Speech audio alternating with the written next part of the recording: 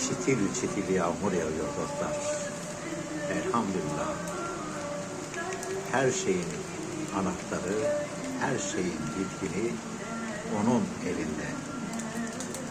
İnsanoğlu sadece şükür ve hamd etmesini bilmiyor.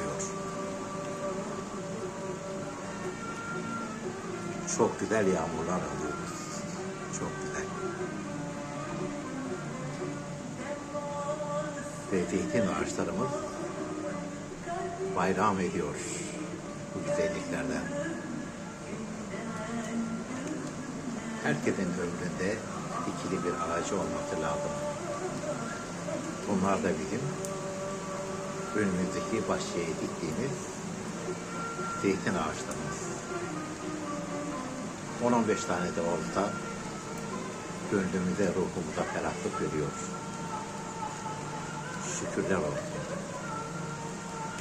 Her halimize, her durumumuzda hamd-i senalar ya Rabbi.